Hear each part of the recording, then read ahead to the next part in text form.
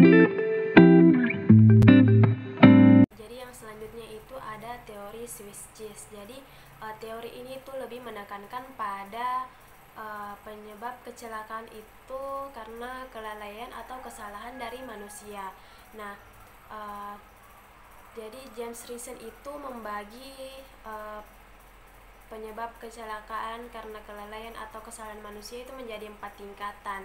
Jadi yang pertama itu tindakan tidak aman atau unsafe acts. Kemudian yang kedua itu prakondisi yang dapat mengakibatkan tindakan tidak aman atau precondition of unsafe acts. Kemudian yang ketiga itu pengawasan yang tidak aman atau unsafe supervision. Dan yang keempat itu ada pengaruh organisasi atau organizational influence. Jadi James Reason itu menggambarkan penyebab kecelakaan karena kelalaian atau kesalahan manusia itu seperti lapisan dari keju Swiss. Jadi yang dimana tiap lapisan dari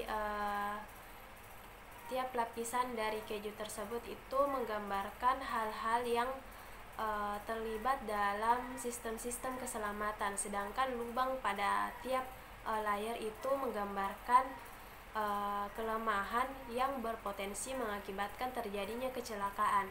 Nah,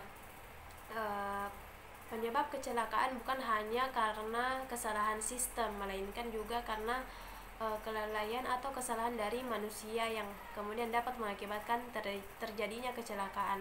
Nah, ukuran dari tiap lubang pada tiap layer itu juga bervariasi dan posisinya juga bervariasi. Nah, jika kelemahan-kelemahan dapat melewati lubang pada tiap layer itu, maka dapat berpotensi menimbulkan terjadinya kecelakaan. Sebaliknya, jika kelemahan-kelemahan tidak dapat melewati lubang pada tiap layer, maka kecelakaan dapat dicegah. Baik, yang selanjutnya itu teori Bird and Love Tools. Nah, yang dimana teori ini tuh menggunakan 5 kartu yang mewakili peristiwa yang berhubungan dengan kecelakaan. Jadi yang pertama itu kurangnya kontrol manajemen yang mengacu pada fungsi manajer seperti yaitu perencanaan, kemudian pengorganisasian, memimpin dan mengendalikan. Kemudian yang kedua itu adanya penyebab dasar yang merujuk pada 2 kelompok, yaitu faktor pribadi seperti kurangnya pengetahuan atau keterampilan, kemudian motivasi yang kurang tepat, kemudian masalah fisik atau mental, kemudian dari pekerjaannya.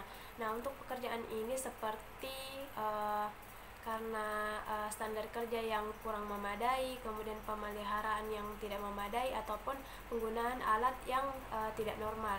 Nah, selanjutnya yang ketiga itu adanya penyebab langsung yang merujuk pada tindakan tidak aman atau kondisi tidak aman. Kemudian yang keempat itu adanya kejadian yang tidak diinginkan. Dan yang kelima itu adanya people property loss, yaitu hal buruk yang terjadi akibat kecelakaan seperti kerusakan properti dan cedera pada manusia. Assalamualaikum warahmatullahi wabarakatuh. Bismillah, saya Asifah Mukalsum. Di sini saya akan menjelaskan terkait teori domino Hendrik. Teori ini ditemukan oleh Hendrik, yang dimana beliau merupakan perintis dari keselamatan kerja di Amerika Serikat. Teori ini merupakan salah satu teori yang menjelaskan terkait sebuah kecelakaan kerja. Teori ini juga digambarkan dari domino yang disusun berderet. Menurut penelitian beliau, 98% kecelakaan kerja disebabkan dari tindakan yang tidak aman. Jadi cara mencegahnya itu dengan menghilangkan tindakan tidak aman tersebut sebagai penyebab kecelakaan. 5 penyebab kecelakaan menurut teori ini, yang pertama itu hereditas, di mana hereditas ini merupakan latar belakang seorang pekerja, seperti halnya pengetahuan yang tidak cukup, kemudian keahlian yang tidak cukup, kemudian dari sikap sebagai seorang pekerja, sikapnya itu seperti keras kepala. Jadi jika latar belakang dari seorang pekerjanya ini sangat berpengaruh di suatu pekerjaannya. Kemudian yang kedua itu kesalahan manusia. Nah, kesalahan manusia itu seperti kelalaian dari manusianya sendiri, seperti motivasinya rendah, stres, adanya konflik, kemudian masalah yang berkaitan dengan fisik kerjanya, kemudian juga keahlian yang tidak sesuai. Nah, contohnya seperti masalah yang berkaitan dengan fisiknya itu, ada seorang pekerja yang fisiknya sudah tidak mampu namun memaksakan pekerjaan tersebut dikarenakan beberapa hal, seperti halnya hal ekonomi yang mungkin kurang mampu, jadi dia akan bekerja walaupun fisiknya sudah tidak mampu lagi untuk bekerja hal yang tersebut, tapi faktor ekonominya yang menuntut dia, jadi dia berusaha. Itu yang bisa menyebabkan juga kecelakaan kerja. Kemudian tindakan dan kondisi yang tidak aman.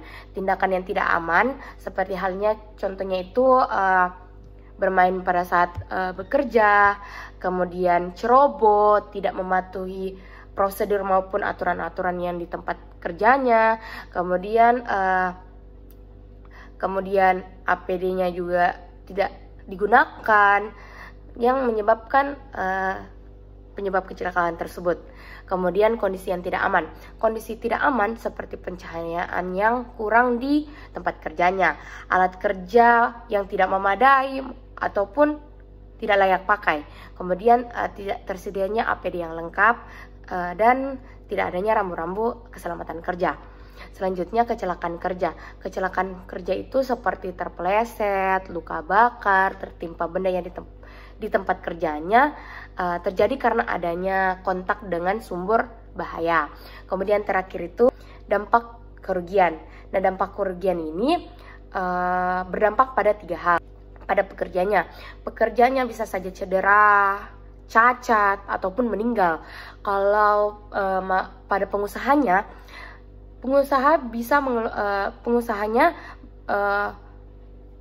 pada saat terjadi kecelakaan akan mengeluarkan biaya yang sangat besar.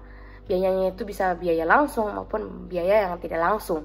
Kemudian pada konsumen, jika terjadi kecelakaan, konsumen bisa saja tidak dapat ketersediaan produk, karena misalnya di pabrik kalau terjadi kecelakaan di pabrik, bisa saja produksi dari produk tersebut terhenti, otomatis konsumen juga berkurang ketersediaan produknya. Jadi kelima faktor dari teori ini menyebabkan kecelakaan yang tersusun layaknya kartu domino yang berdiri. Jika salah satu domino jatuh, akan menimpa domino lainnya. Itulah konsep dari teori domino Hendrik ini. Jadi, menurut penelitian yang dilakukan oleh Hendrik tadi, 98% penyebab kecelakaan kerja adalah sikap maupun kondisi yang tidak aman. Bisa kita sesuaikan dengan analogi efek domino. Jika kartu yang ketiga dihilangkan, walaupun kartu yang pertama, domino yang pertama dan domino kedua telah jatuh, tapi domino yang ketiga ini kita ambil, maka domino yang keempat dan domino yang kelima ini, kecelakaan kerja maupun dampaknya itu teratasi jika kondisi aman dan sikap dari seorang pekerjanya itu aman. Begitulah penjelasan terkait teori domino Hendrik ini. Baik, selanjutnya adalah teori Gordon. Menurut Gordon, pada tahun 1949, kecelakaan adalah akibat dari interaksi. Ada 3 interaksi. Yang pertama pada korban kecelakaan, kemudian pada penghubung terjadinya kecelakaan, dan yang terakhir adalah serta lingkungan yang kompleks, yang tidak bisa diterangkan cukup dengan menghitung 1 dari 3 aspek yang terlibat.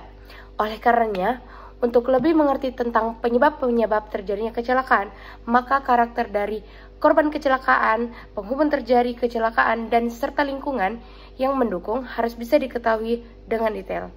Mungkin itu saja dari teori Gordon tersebut. Terima kasih. Baik, bismillahirrahmanirrahim. Assalamualaikum warahmatullahi wabarakatuh. Perkenalkan, nama saya Muhammad Fahrul, NIM 7060119031. Jadi di sini saya akan menjelaskan 3 teori yang sudah dijelaskan oleh teman saya sebelumnya. Jadi yang saya akan jelaskan di sini adalah teori the reason, teori multiple factor, dan juga teori 3 faktor utama. Jadi yang pertama adalah teori the reason. Jadi teori the reason ini dicetuskan pada tahun 1995 sampai 1997, yang mana berbunyi bahwa teori the reason menggambarkan kalau kecelakaan kerja terjadi akibat bila terdapat sebuah lubang pada sebuah pertahanan. Lubang di sini maksudnya adalah adanya sebuah kerentanan atau celah di mana dapat terjadinya kecelakaan kerja, seperti sistem pertahanan. Di sini maksudnya contohnya saat pelatihan, prosedur atau peraturan yang mengatur dalam pekerjaan tersebut bila pasti terdapat celah sehingga terjadi kecelakaan.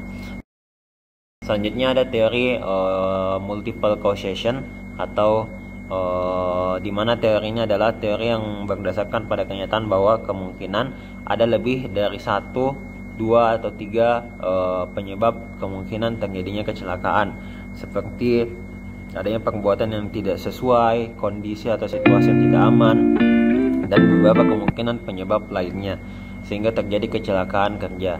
Terakhir adalah teori 3 faktor utama, di mana menekankan bahwa teori ini menunjukkan kemungkinan besar kejadian kecelakaan kerja. Hal tersebut diakibatkan oleh adanya kesalahan dalam peralatan atau lingkungan yang tidak aman, dan juga adanya faktor manusia yang mungkin teledor atau tidak sesuai prosedur, sehingga hal tersebut mengakibatkan terjadinya kecelakaan kerja. Baik, itu ada 3 teori yang saya jelaskan. Sekian dari saya. Assalamualaikum warahmatullahi wabarakatuh.